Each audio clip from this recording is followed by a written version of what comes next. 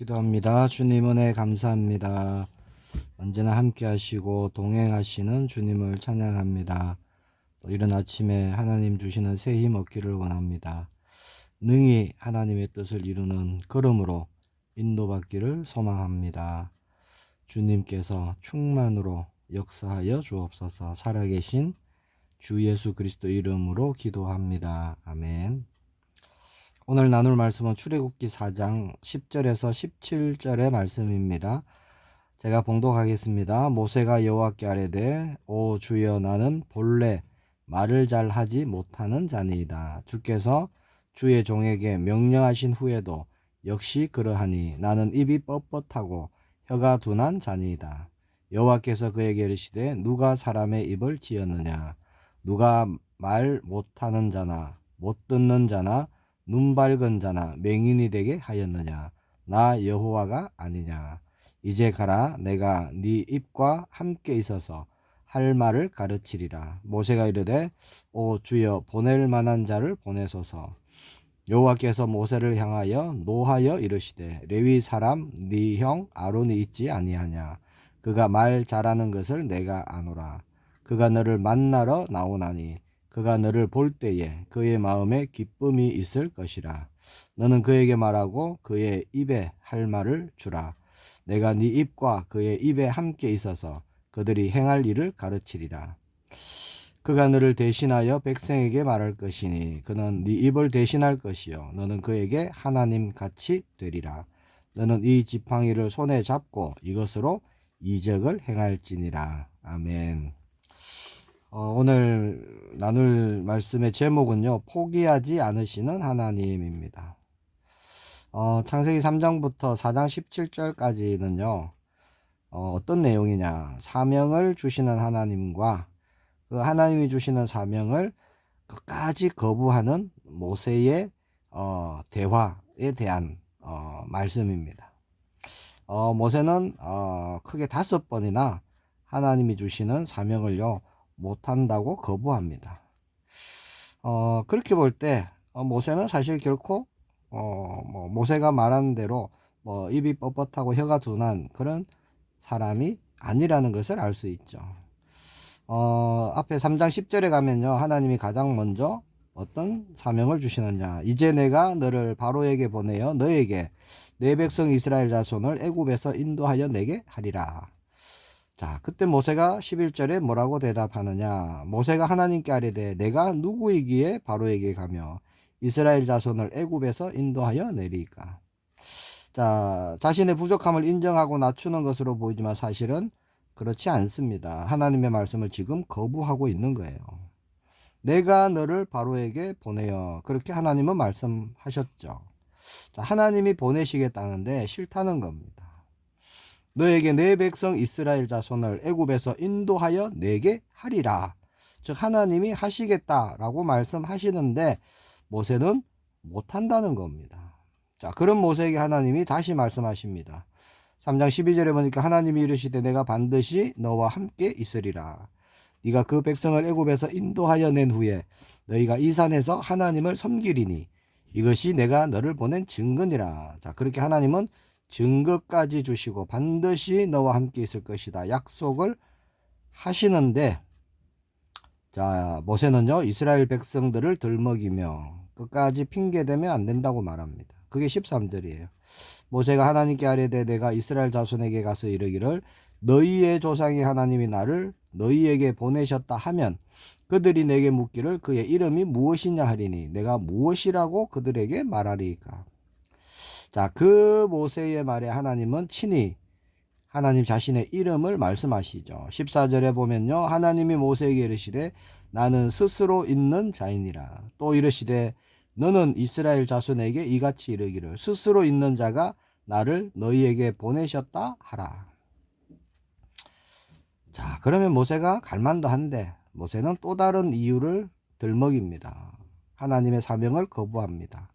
4장 1절에 오면요 모세가 대답하여 이르되 그러나 그들이 나를 믿지 아니하며 내 말을 듣지 아니하고 이르기를 여호와께서 네게 나타나지 아니하셨다 하리이다. 자, 일어나지 않을 일을 막 들먹입니다. 모세는. 자, 그런 모세에게 하나님은 지팡이가 뱀이 되게 하고 또 손에 문둥병이 바라는 그런 이적을 베풀어 주시고 그 표적으로 백성들에게 하나님이 보내셨다는 표징을 삼게 하십니다. 그런데 모세는 또 여전히 못 간다고 고집을 부립니다. 한마디로 정말 모세는요, 바로 앞에 서기가 싫은 거예요. 4장 10절에 보니까 모세가 여호와께 아뢰되 오 주여 나는 본래 말을 잘 하지 못하는 자니이다. 주께서 주의 종에게 명령하신 후에도 역시 그러하니 나는 입이 뻣뻣하고 혀가 둔한 자니이다. 자, 오늘 본문이죠. 자, 이런저런 핑계로 계속 못 간다는 모세에게 하나님도요 뜻을 굽히지 않으십니다. 그리고 오늘 보면 11절 12절에 말씀하십니다. 여호와께서 그에게 이르시되 누가 사람의 입을 지었느냐 누가 말 못하는 자나 못 듣는 자나 눈 밝은 자나 맹인이 되게 하였느냐 나 여호와가 아니냐 이제 가라 내가 네 입과 함께 있어서 할 말을 가르치리라. 자, 이 정도 되면요 모세도 정말 네 알겠습니다 하고 가야죠. 근데 모세가 13절에 또 변명합니다. 모세가 이르되 오 주여 보낼 만한 자를 보내소서. 참 대단한 이 설전이 일어날 것이죠. 5번에 걸쳐서 하나님이 주시는 사명에 모세는 이런저런 핑계로 거부합니다. 끝까지 거부하니까 하나님이요 노를 바라세요. 그게 오늘도 본문의 14절부터 17절입니다. 여호와께서 모세에게 향하여 노하여 이르시되 레위 사람 네 형 아론이 있지 아니하냐 그가 말 잘하는 것을 내가 아노라. 그가 너를 만나러 나오나니 그가 너를 볼 때에 그의 마음에 기쁨이 있을 것이라. 너는 그에게 말하고 그의 입에 할 말을 주라. 내가 네 입과 그의 입에 함께 있어서 너희들이 행할 일을 가르치리라. 그가 너를 대신하여 백성에게 말할 것이니 그는 네 입을 대신할 것이요 너는 그에게 하나님 같이 되리라. 너는 이 지팡이를 손에 잡고 이것으로 이적을 행할지니라. 자, 하나님께서 모든 것을 준비하시고 하나님이 말씀하십니다. 자, 이렇게 길게요 서로 다른 의견을 가지고 하나님과 대화한 사람은 제가 볼 때 모세밖에 없습니다. 나는 말이 능하지 못합니다. 입이 뻣뻣합니다. 혀가 둔합니다. 이게 사실은 다 핑계라는 거예요. 사도행전 7장 22절에 보면 그렇게 말씀하고 있습니다. 모세가 애굽 사람의 모든 지혜를 배워 그의 말과 하는 일들이 능하더라. 이렇게 되어 있거든요. 사도행전에. 지금 뭐 저는 말을 못합니다. 혀가 뻣뻣합니다. 이게 다 핑계라는 거죠. 근데 하나님께서 거짓말하지 마. 그거 핑계잖아. 그렇게 말씀하신 것이 아니라 말 잘하는 네 형 아론을 내가 붙여줄게. 하나님이 그러셨다는 겁니다. 자, 그러면 도대체 모세가 왜 그랬을까요? 하나님은 약속의 말씀도 주시고 표적도 보여주시고 형 아론도 붙여주시고 그러면 가기만 하면 되는데 형 아론에게 말하면 아론이 대신 말할 건데 왜 모세는 그토록 바로 앞에 못 간다고 왜 고집을 부렸을까요? 사실 하나님의 약속을 못 믿어서가 아닙니다. 하나님이 보여주신 표적이 약해서도 아닙니다. 또 형 아론이 못 믿어서도 아니에요. 그러면 모세는 왜 이토록 하나님이 주신 사명을 거부했을까요? 정말 모세는요 지금 어떤 상태냐 아무런 소망도 없는 자로 완전 무너져 있었던 상태입니다. 그냥 무조건 가기 싫은 거예요. 만사가 귀찮은 겁니다. 아무것도 하기 싫은 거예요. 낙심과 무능이라는 그런 깊은 수렁에 사실 빠져 있는 상태입니다. 제가 볼 때 그래요. 하나님이 말씀을 주시는데도요 한마디로 정말 도무지 감당할 자신이 없는 겁니다. 자기 절망이라는 것에 그냥 푹 빠져 있는 거예요. 이런 말이 있습니다. 암이 병이 아니라 낙심이 병이다. 저는 맞다고 생각합니다. 많은 사람들이 암이라는 질병이 아니라 암이라는 그 질병에 대한 낙심으로 무너진다는 거예요. 자, 성도를 넘어지게 만드는 게 뭘까요? 암 같은 질병도 아닙니다. 어떤 힘들고 고단한 그런 역경도 아닙니다. 풍랑도 사실 아니에요. 어떤 칼이나 권세 뭐 그런 것도 아닙니다. 뭘 가졌느냐 못 가졌느냐, 사실 그런 것도 아닙니다. 성도를 넘어지게 만들고 무너지게 만드는 것은요, 낙심과 절망이에요. 영적으로 완전 무너지게 만들어 버립니다. 자, 그러나 하나님은 결코 우리를 포기하지 않으시죠. 결코 모세를 포기하지 않으신다는 겁니다. 모세가 아무리 자기 절망에 빠져 있고 아무런 소망이 없을지라도, 또 믿음을 드리지 못해서 하나님을 노하게 만들지라도, 하나님은 모세를 향해 뜻하신 그 뜻을 포기하지 않으시고 반드시 이루신다는 겁니다. 하나님은 약한 자를 들어 강한 자를 부끄럽게 하시는 분이시죠. 없는 자를 들어 있는 자를 또 부끄럽게 하십니다. 자, 우리의 약함이요, 우리에게 곧 강함임을 믿으시기를 바랍니다. 모세는 그걸 몰랐던 거죠. 자, 바울은 자신의 약함을 자랑한다 라고 고백합니다. 약한 데서 자기가 온전하여진다 라고 고백했죠. 그 이유가 뭐죠? 그리스도의 능력이 내게 머물게 하려 함이라, 그렇게 바울은 고백했습니다. 자, 우리의 약함을 통해서 그리스도의 능력이 나타나는 겁니다. 자, 하나님은 우리의 약함을 동정하시고요, 능력으로 역사하시는 분이십니다. 예레미야 18장에 보면요, 하나님이 예레미야에게 토기장이 집으로 가라, 그렇게 말씀하십니다. 그래서 예레미야가 토기장이 집에 가보니까, 그때 토기장이가 뭘 하고 있었느냐, 진흙으로 만든 그릇 중에 잘못 만들어진 그릇, 상한 그릇, 자, 이런 그릇들을 다 깨트리고요, 그것으로 다시, 자, 자기가 원하는 대로 다른 그릇을 만들고 있었습니다. 자, 그것을 보고 있는 예레미야에게 하나님이 말씀하셨죠. 예레미야 18장 6절에 보면, 여호와의 말씀이니라, 이스라엘 족속아, 이 토기장이가 하는 것 같이 내가 능히 너희에게 행하지 못하겠느냐. 이스라엘 족속아, 진흙이 토기장의 손에 있음 같이 너희가 내 손에 있느니라, 이렇게 말씀합니다. 네, 그렇죠.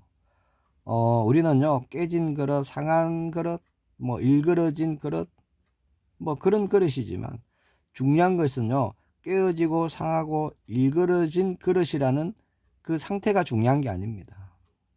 모세도 그런 거예요.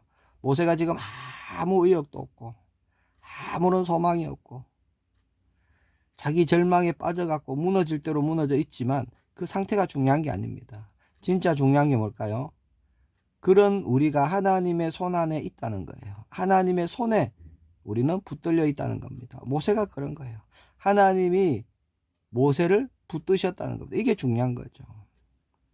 세상의 토기장이들은 잘못된 그릇을요, 다시 깨서 만들지 않습니다. 그렇죠? 그릇 굽는 데 가보면요, 원하는 대로 나오지 않은 그릇은 그냥 사정없이 깨서 그냥 길바닥에 깔아버리죠. 그런데 하나님은 그런 분이 아니시라는 겁니다. 다시 만드십니다. 깨트려서 곱게 갈아서 다시 지덕이 되게 하시고 반죽하셔갖고 좋은 그릇으로 우리를 다시 빚으시는 겁니다. 그 사건이 사실 십자가 사건이에요. 우리를 거듭나게 하시고 새롭게 태어나게 하시고 새로운 피조물이다 라고 선포하시던 거죠. 하나님은 미쁘신 분입니다. 미쁘시다는 것은요, 믿을 만한 분이다 라는 뜻입니다. 더 말씀을 드리면, 쌍방이 어떤 계약을 하고 한쪽이 아무 이유 없이 그 계약을 파기하고 버릴지라도 나머지 한쪽에서요, 끝까지 그 약속을 지키고 이루는 것, 이걸 미쁘다라고 표현하는 겁니다. 하나님은 그런 분이라는 거죠. 우리가 불순종하고 수많은 약속들을 어기고 우리가 마음대로 행했을지라도 하나님은 변치 않으신다는 거예요. 지난 한 주, 또 지난 한 달을 가만히 한번 돌아보시길 바랍니다. 우리 자신이 얼마나 하나님의 뜻대로 살아왔는지, 제대로 지킨 약속이 얼마나 있는지 한번 돌아보시길 바라요. 별로 없을 겁니다. 자, 그러나 그런 연약한 우리들을 하나님은요, 사랑으로 우리를 다시 빚으십니다. 우리의 연약함을 다시 빚으십니다. 그래서 하나님의 그릇으로 다시 세워가시는 거예요. 자, 그렇게 낙심, 좌절, 무능, 자, 여기에 완전 빠져있던 모세였습니다. 근데 그 자리가요, 사실 은혜의 자리였다는 겁니다. 나는 아무것도 할 수 없습니다.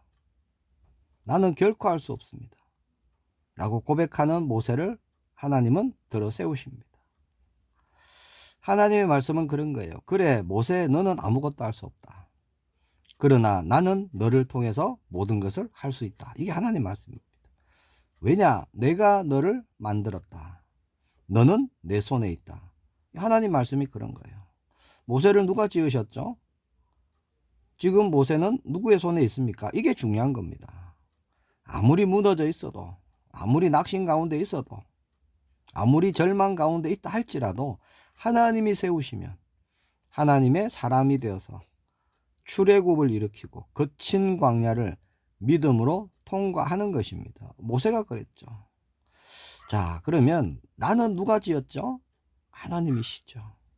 우리는 지금 누구의 손에 있습니까? 하나님의 손에 있습니다.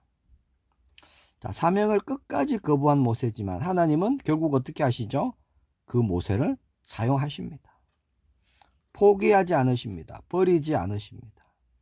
왜냐? 하나님의 사랑으로 택한 하나님의 자녀는 포기하지 않으신다는 겁니다. 우리가 우리 자녀를 포기하지 않듯이. 혹 자기 자녀를 포기하는 사람도 있어요. 그러나 하나님은 결코 포기하거나 버리지 않으십니다. 그것이 다윗이 만나고 체험한 하나님이었습니다. 부모가 나를 버릴지라도 여호와 하나님은 나를 버리지 아니하십니다. 자, 망했다 생각하고 낙심되어지고 무너지고 무능하고 무지하고 연약한 우리에게 하나님은 물으시는 겁니다. 너를 누가 지었느냐? 그렇죠? 네 입을 누가 만들었느냐? 하나님이 물으시는 거예요. 그러면서 하나님은 내게 맡겨라. 내가 너를 만들었다. 내가 너를 사용할 것이다. 우리의 입을 지으신 하나님. 그럼 우리의 입은 누구 것이냐? 사실 하나님 거예요. 자, 하나님이 하나님의 것으로 하나님의 일을 하시겠다. 그렇게 우리에게 말씀하시는데 우리가 못합니다, 안 합니다 라고 말할 수는 없는 것이죠. 오늘 우리가 하나님 나라의 일에 기쁨과 감사로 쓰임받게 되기를 축복합니다. 주님, 제가 여기 있습니다. 저를 사용하옵소서. 우리의 믿음 고백되기를 원합니다. 이른 아침 우리가 주님 바라볼 때 기도로 또 믿음의 단을 쌓을 때 하나님이 부어주시는 은혜로 충만해지는 우리 모두가 되기를 축복합니다. 기도하겠습니다. 주님 감사합니다. 또 질그릇이지만 또 깨어지고 부서지고 일그러진 그릇이지만 주님 손에 붙들어 주심을 감사합니다. 귀한 그릇으로 쓰임받는 그릇으로 또 하나님의 나라 이루는 그릇으로 쓰임받기를 원합니다. 새롭게 하시는 하나님의 은혜가 우리 모두에게 임하게 하여 주옵소서.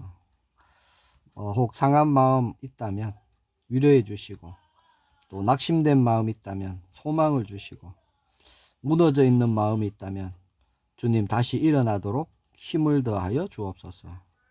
오늘 우리의 시선이 오직 주님께만 고정되기를 원합니다. 우리의 믿음 고백을 통해 모든 크고 작은 풍랑이 그치는 증거 주시고 증인으로 나아가는 우리 모두가 되게 하옵소서. 주 예수 그리스도 이름으로 기도합니다. 아멘.